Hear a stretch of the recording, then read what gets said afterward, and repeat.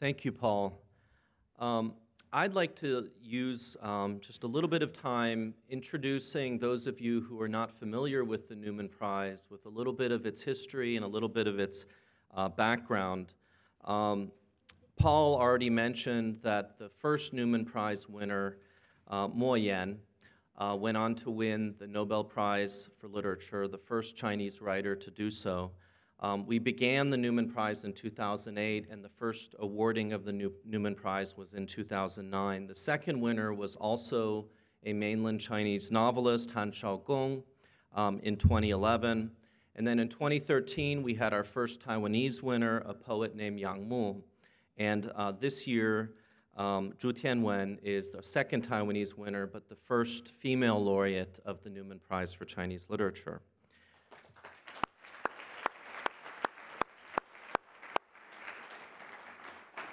So what is the Newman Prize for Chinese Literature? I'd like to read to you from the beginning of the charter, which I worked with a colleague at Stanford University, Li Haiyan, in 2007, 2008 on developing the charter.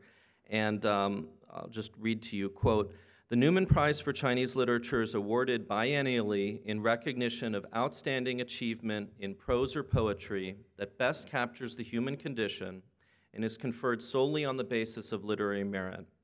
Any living author writing in Chinese is eligible, and the prize may serve to crown a lifetime's achievement or to direct attention to a developing body of work. An international jury of distinguished experts will both nominate the candidates and select the winner based on a transparent voting process." So there's a lot in there. And I'd like to just spend a few minutes focusing on three issues in there. The first is the idea of literary merit. The second is the voting process. And the third is actually a theme that Paul has already touched upon, which is this idea of a human condition, which was actually probably my most original contribution to the charter. And I actually don't know what qualifications I have as a social scientist to speak to the human condition. But I'll try to close my remarks with a few thoughts on that as well. But first, literary merit. Why did we put literary merit at the heart of the charter for the Newman Prize for Chinese Literature? And to understand this, you need to step back a little bit and understand the universe of literary awards, and in particular, literary awards for literature written in Chinese. And my understanding at that time, and still my understanding, is that the vast majority of prizes for Chinese literature, such as the Lusun Literary Prize and the Maodun Literary Prize, are awarded by governments or businesses with business interests in China. So they're actually all have some sort of connection with politics. And so we really wanted to do something different that was going to be based purely on merit. And so we worked very, very hard to create an open and transparent process where it would be very clear that the selection process was apolitical and based on merit. And I think that to the extent that the Newman Prize has been successful, it's been precisely because of this. We don't have the largest prize out there. I'm very proud to say we are giving Zhu Tianwen $10,000 US, but there are many prizes that are much larger. But the Newman Prize has, I think, earned its reputation because of the focus on literary merit, and the voting process has brought it quite a bit of attention. And actually not just Chinese literary prizes that have a political connection, but also I was talking with RC earlier today, and he made me, there you are, RC, mention that even the Nobel Prize for Literature has a very opaque process for actually choosing its winners, which can lead to hot debates over why this person and not that person, and actually was the Nobel Prize politicized in its choices. And so this leads me to the issue of voting procedure, and this is where we actually borrowed, almost plagiarized, with permission, from R.C. Davis and the Neustadt Prize. I mean, this is when I first came to OU and learned about the Neustadt Prize. This is probably what really impressed me the most, was the way they handle the voting and selection process. Basically, the way it works is that voting for the Newman Prize for Chinese Literature, like the Neustadt Prize, takes place in successive rounds of positive elimination voting. Now, who participates in this? Basically, it's a jury of international literary experts who both nominate the candidates and then participate in this process of voting to select the winner. Just very quickly, for this year's Newman Prize, there were 5 international jurists. Margaret Hillenbrand from the University of Oxford is the one who ended up nominating Zhu Tianwen. Carlos Rojas from Duke nominated the mainland Chinese novelist Yan Liangke. Zhang Ning from Beijing Normal University nominated the mainland Chinese novelist Yu Hua. Charles Laughlin from University of Virginia nominated the mainland novelist Ge Fei. And then Shi Shumei from the University of Hong Kong nominated the Southeast Asian fiction writer Zhang Kuisong. So these were all extremely capable and widely praised nominees. So the fact that Zhu Tianwen rose to the top through what I can tell you, because my job is not to participate in the jury deliberations, but just to be the referee and supervise this process and encourage the jurists to debate to the fullest the merits of the different nominees. Basically, the way positive elimination works is with 5 jurists. They have a discussion of all the nominees. They've read each other's representative works over the summer. We basically gather by teleconference in the fall. And then they initially talk about each jurist gets to talk about their nominee. And then you have a first round of voting. It's positive elimination in the sense that each person will then vote for the current crop -1. So the first round is you vote for 4 nominees. Then you have another set of discussion. You drop the lowest vote getter. So you're never voting against anyone, I think, which is important symbolically. But what's really the most important is that it's a group conversation between every round of voting. So once you're down to 4 nominees, you have another group discussion, and then when they're ready to vote, I actually have other people watching me tabulate the votes. I think Zhu Ping was in the room and checked my math, or I checked her math. Jonathan Stalling was also there. He unfortunately is not with us tonight because of the weather in New England.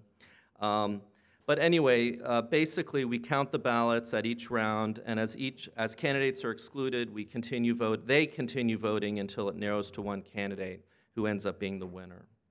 So that's the voting procedure, which we borrowed from the Neustadt Prize, that I think is transparent, and it has absolutely been vital to the success of the Newman Prize. So the final thing I want to just briefly mention is actually something that Paul ended up focusing on as well, which is interesting that we both ended up wanting to talk about the question of the human condition. And I guess I wanted to talk about that because I'm often asked, why am I involved in a literary prize? Why did I decide to create a literary prize? I'm not a literary scholar. I work in political psychology, and I study U.S.-China relations. I direct an institute for U.S.-China relations. So I wanted to just share a little bit of what's going on there.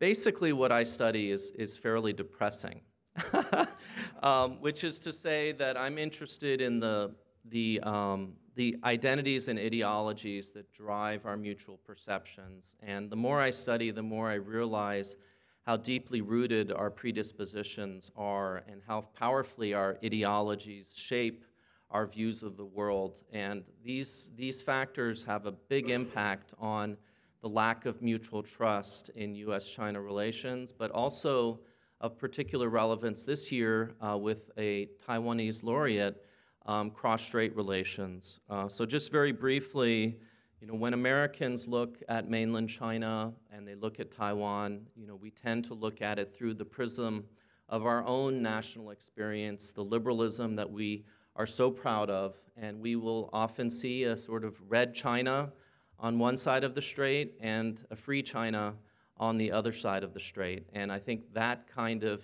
ideology does predispose many Americans to look on China with potential fear, and certainly suspicion.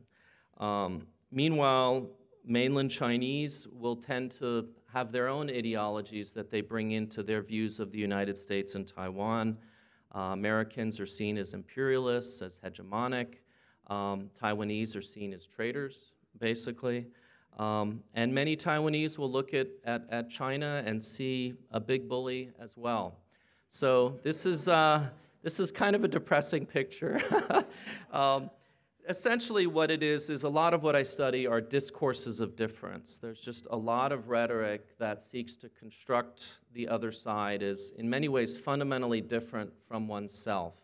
And to me this is very worrying because in my view, especially when those discourses of difference get to the point of dehumanization and demonization of the other side, that lays the foundation for conflict. And that's really why I'm actually in this business and so grateful for Harold and Ruth's enabling me to have this opportunity to create and direct an Institute for U.S.-China Issues is because I very much hope that even if in a very small way I can help build some mutual understanding and trust, would make my work worthwhile.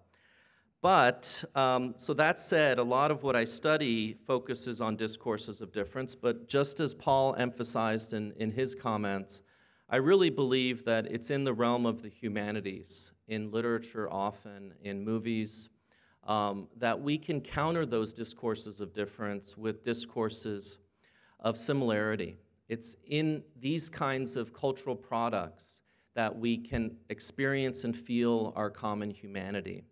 In fact, last night, many of you may have joined us for a screening of a movie that was based on Zhu Tianwen's screenplay. It was called The Boys from Fenghui.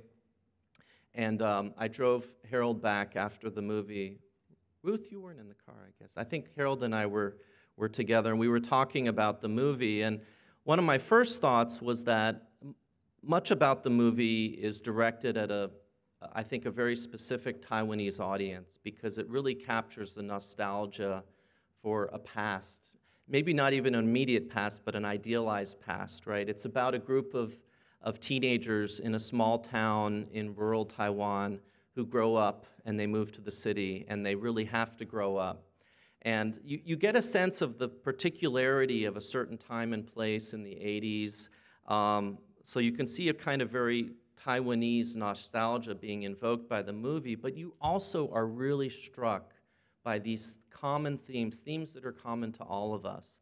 I think many people who study Chinese, they read works of fiction by writers like Lu Sun, and it's through the very specific and local that we are nonetheless drawn to themes that we can all relate to. Whether it's growing up or dealing with the oppressive forces of parents and tradition and just the human condition, right? That's what literature does for us. And this is why I enjoy so much being able to be part of the Newman Prize for Chinese Literature.